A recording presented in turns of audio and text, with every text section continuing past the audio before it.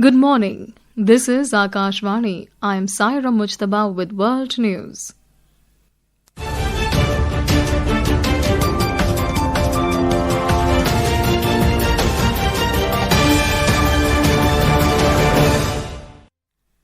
The headlines. Former Bangladesh Prime Minister and BNP chairperson Khaleda Zia passes away in Dhaka.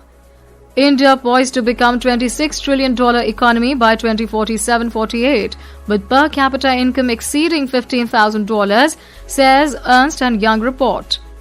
US President Donald Trump meets Israeli Prime Minister Benjamin Netanyahu in Florida to discuss next phase of ceasefire plan for Gaza. Russia claims 91 Ukrainian drones attacked President Putin's Novgorod residence. And in women's cricket, India to take on Sri Lanka in 5th and final T20 International in Thiruvananthapuram this evening.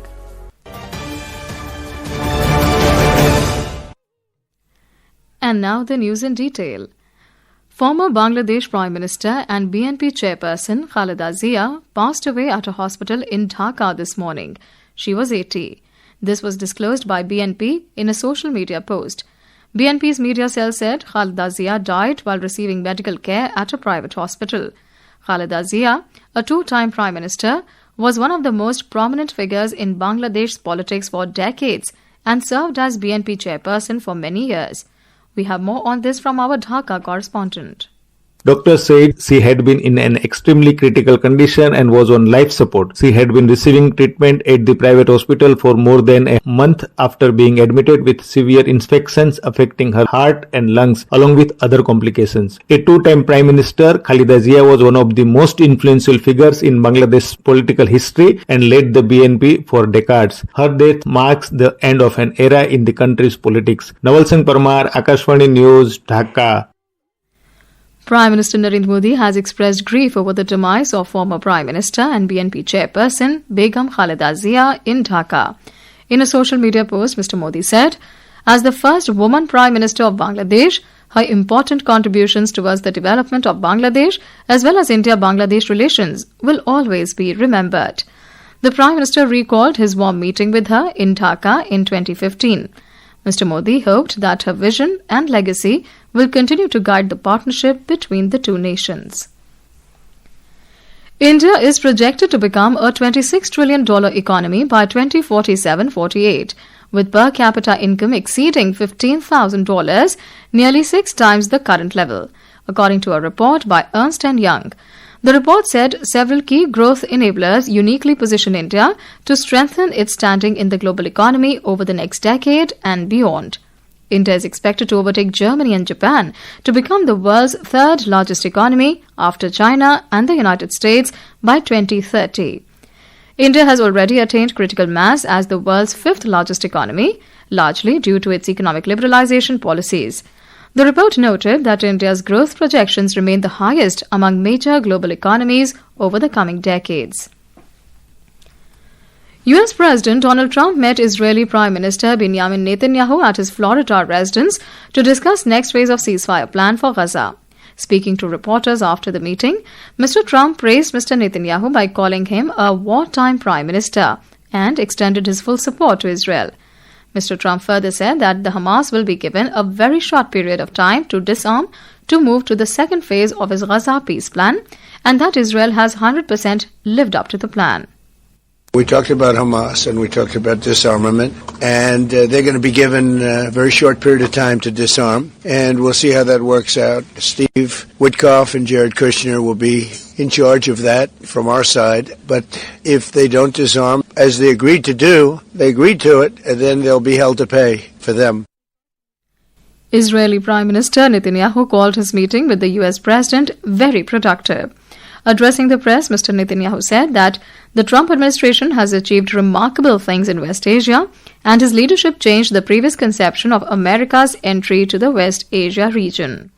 You know, people said there was a different conception at one time, which means that America can advance its interests in the Middle East if it opens a lot of daylight between it and Israel. And President Trump has done the exact opposite. He's achieved remarkable things in the Middle East because we work together. Russia has claimed that Ukraine targeted President Vladimir Putin's Novgorod residence with 91 drones yesterday. On the other hand, Ukrainian President Volodymyr Zelensky has rejected these claims by calling it a fabricated story. Meanwhile, US President Donald Trump held a telephonic conversation with his Russian counterpart Vladimir Putin yesterday, just one day after his meeting with Ukrainian President Volodymyr Zelensky. We have a report.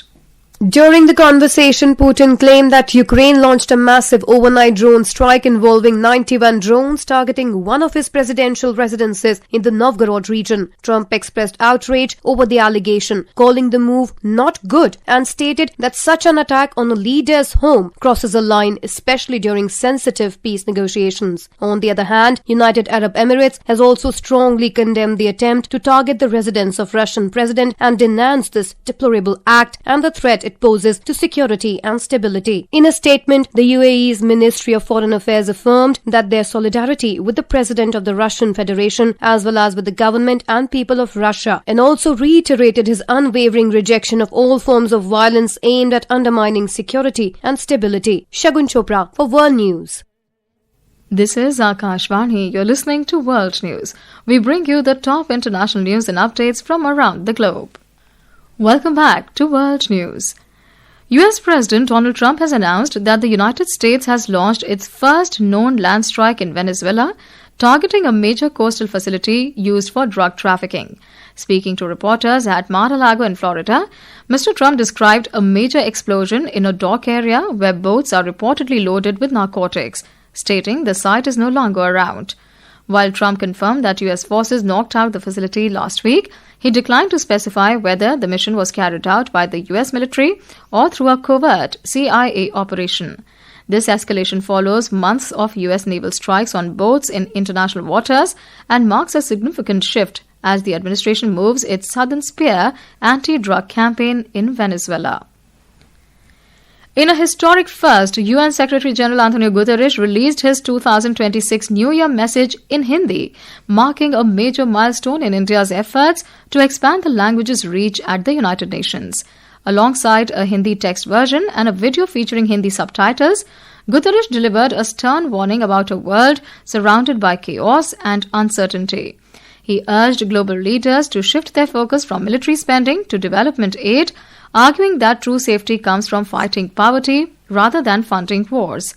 By issuing the message in Hindi for the first time, the UN highlighted its commitment to human unity while calling on the international community to prioritize peace and global development in the coming year. Bangladesh's High Commissioner to India, M. Riaz Hamidullah, reached Dhaka last night after being urgently summoned by the Ministry of Foreign Affairs amid recent developments in Bangladesh-India relations. Leading daily Pratham Olo, citing diplomatic sources, reported that the High Commissioner was recalled from New Delhi for consultations on the current state of bilateral ties and travelled back shortly after receiving the message. On to sports now. In women's cricket, India will take on Sri Lanka in the fifth and final T20 International at the Greenfield International Stadium in Thiruvananthapuram, Kerala today. The match will begin at 7 p.m. Harmanpreet Kaur-led Women in Blue will look to clean sweep the series as they are already leading the 5-match series with an unassailable lead of 4-0. In chess, India's Arjun Erigaisi finished day 1 of 2025 FIDE World Blitz Chess Championships in Doha, Qatar as table topper. With 10 points in the 13 rounds played, Arjun is currently leading the open section with Maxime Vachier-Lagrave and Fabiano Caruana. And before we close, here are the highlights of the bulletin once again. Former Bangladesh Prime Minister and BNP chairperson Khaleda Zia passes away in Dhaka. India poised to become $26 trillion economy by 2047-48, with per capita income exceeding $15,000, says Ernst & Young report.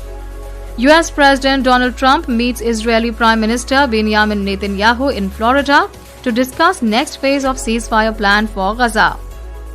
Russia claims 91 Ukrainian drones attacked President Putin's Novgorod residence. And in women's cricket, India to take on Sri Lanka in fifth and final T20 International in Thiruvananthapuram this evening. That's all in World News. Stay tuned to Akashvani.